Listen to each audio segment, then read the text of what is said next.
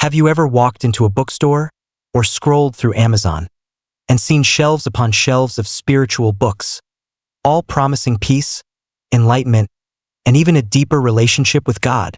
At first glance, many of them look harmless. Some even mention Jesus, prayer, or faith. They come wrapped in beautiful covers, with catchy titles like The Secret to Happiness, The Lost Teachings of Christ, or Unlocking Divine Power.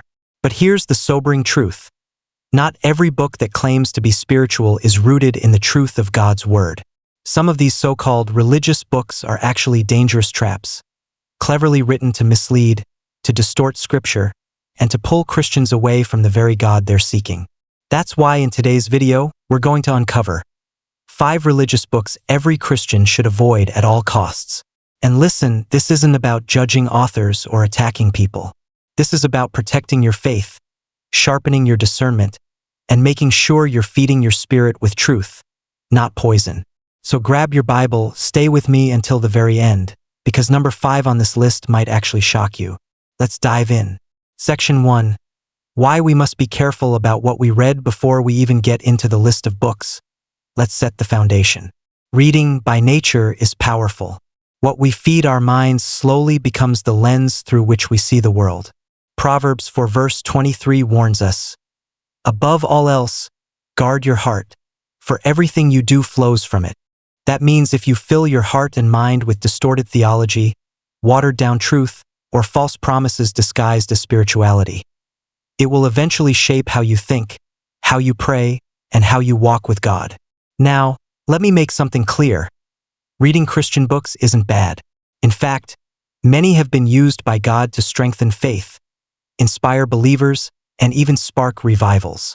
But the danger comes when we pick up books that look like they're aligned with Scripture, but in reality, they are wolves in sheep's clothing. With that in mind, let's look at 5 books Christians should keep far away from. Book number 1.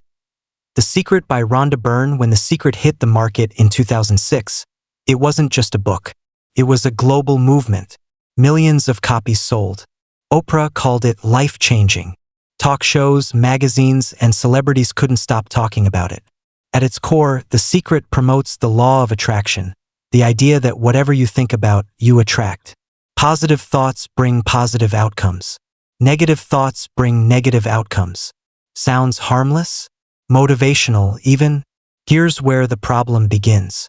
The Secret teaches that you are the creator of your reality. That if you just think the right thoughts, the universe will deliver health, wealth, and happiness to your doorstep. But do you see what happened there?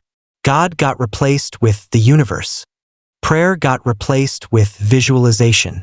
Faith got reduced to a self-powered formula for success. Friends, that's not Christianity. That's New Age philosophy in a Christian wrapper. The Bible never says the universe listens to your thoughts. The Bible says God hears your prayers. 1 John 5 verse 14. The Bible doesn't tell us to chase after wealth with our thoughts. It tells us to seek first the kingdom of God. Matthew 6 verse 33.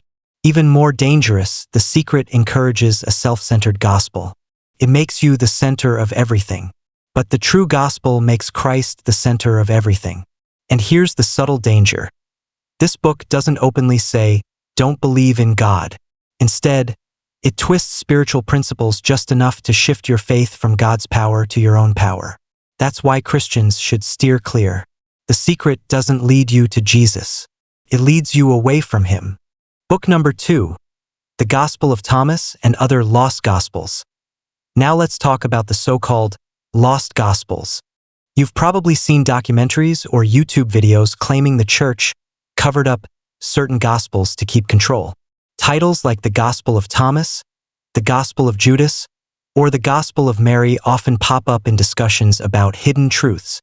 The Gospel of Thomas in particular is a collection of 114 sayings attributed to Jesus.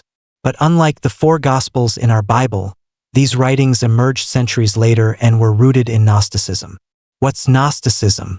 It was an early heresy that taught salvation doesn't come through Christ's death and resurrection, but through secret knowledge. For example, while the Bible declares that Jesus is the Son of God, Gnostic texts often reduce him to a mere teacher of hidden wisdom. They downplay his divinity, deny the cross, and teach that you can find God within yourself through enlightenment. Doesn't that sound familiar? It's the same lie from the garden. You will be like God. Genesis 3 verse 5. The early church didn't hide these gospels because they were too powerful. They rejected them because they were false. They didn't align with Scripture. They contradicted the eyewitness testimony of the apostles. 2 Timothy 3 verse 16 reminds us, all Scripture is God-breathed and is useful for teaching, rebuking, correcting, and training in righteousness. That means the Bible we have today isn't missing something. God didn't forget to include secret books. If it's not in the canon of Scripture, it's not authoritative. Period. So if you ever see a book or documentary promising to reveal what the church doesn't want you to know, be cautious. If it doesn't align with the Bible, it's not revelation. It's deception. Book number 3. A Course in Miracles by Helen Schuckman. This book is perhaps one of the most deceptive because it looks and sounds spiritual. Many people pick it up thinking it's Christian. After all, it talks about love, peace, forgiveness, and miracles. But dig deeper and you'll see why it's dangerous. The author, Helen Schuckman, claimed the content was dictated to her by an inner voice she believed was Jesus. But the Jesus she describes is not the Jesus of Scripture. In this book, sin is denied. The cross is minimized. Salvation isn't about Christ. It's about realizing your own divinity. Do you see the pattern? It's the same subtle shift we saw in The Secret and the Gnostic Gospels. The focus moves from God's saving power to man's supposed inner power. But Scripture is crystal clear. Romans 3 verse 23 says, "For all have sinned and fall short of the glory of God."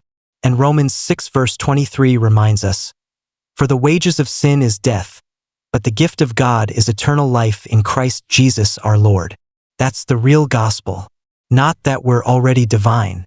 Not that sin is an illusion, but that we're sinners saved only by grace through the blood of Christ. That's why A Course in Miracles is not just wrong. It's spiritually dangerous. Book number 4. Conversations with God by Neale Donald Walsch. Now this one is very popular among spiritual seekers. In Conversations with God, Neale Donald Walsch claims to have written down direct conversations with God himself. At first, it might sound inspiring, but once you actually read the content, the red flags are everywhere. This God tells Walsch things like, "There's no such thing as sin. There's no judgment. All religions lead to the same truth. Everyone's truth is valid." Sound familiar? It's the same relativistic, feel-good message our culture pushes today. But here's the issue. If everyone's truth is valid, then nothing is true. The Bible makes it clear. There's not many ways to God. There's only one way, Jesus Christ. John 14 verse 6. "I am the way, the truth, and the life. No one comes to the Father except through me." So while Conversations with God might comfort people by removing accountability, it's actually a trap. It presents a God who never convicts, never judges, and never calls for repentance. But that's not the God of the Bible. The true God is both loving and holy, merciful and just, forgiving and righteous. If the God in a book contradicts the God of Scripture, then it's not God speaking. Book number 5. Prosperity Gospel Books. Finally, let's talk about something closer to home. Not all false teachings come from outside Christianity. Some come from within. And one of the most widespread is the prosperity gospel. Books like Your Best Life Now, Joel Osteen, The Laws of Prosperity, Kenneth Copeland, or countless others teach that God's will is for every believer to be rich, healthy, and successful. Now, let's be clear. God does bless His children. He provides. He heals. He gives abundantly. But the problem with the prosperity gospel is that it distorts the truth. It reduces God to a formula. Pray this way, give this much, declare these words, and you'll unlock blessing. But that's not what Jesus taught. In fact, Jesus said in John 16 verse 33, "In this world you will have trouble, but take heart. I have overcome the world." Paul, one of the greatest apostles, said in Philippians 4 verse 12, "I know what it is to be in need, and I know what it is to have plenty." I have learned the secret of being content in any and every situation. The prosperity gospel ignores suffering. It avoids the cross. It paints Christianity as a self-help program for success rather than a call to deny yourself and follow Jesus. That's why these books are dangerous. They don't prepare believers for trials. They set people up for disappointment when life gets hard. And worst of all, they shift the focus from Christ to comfort. How to spot a false teaching in any book now that we've seen 5 books to avoid. Let's go deeper. Here are 5 red flags that reveal a book is spiritually dangerous. It puts man at the center instead of God. If the book constantly talks about your power, your dreams, your success without pointing to God's sovereignty, it's a warning sign. It denies sin or downplays the cross. Any book that suggests sin isn't real, or that we don't need Christ's sacrifice, is leading you astray. It preaches secret knowledge. Be cautious of books that claim to reveal truths the Bible supposedly hides. The gospel is not secret. It's openly declared. Contradicts Scripture. If a book teaches something the Bible clearly rejects, then it's false, no matter how eloquent or popular the author is. Tickles ears instead of convicting hearts. 2 Timothy 4 verse 3 warns us, "For the time will come when people will not put up with sound doctrine.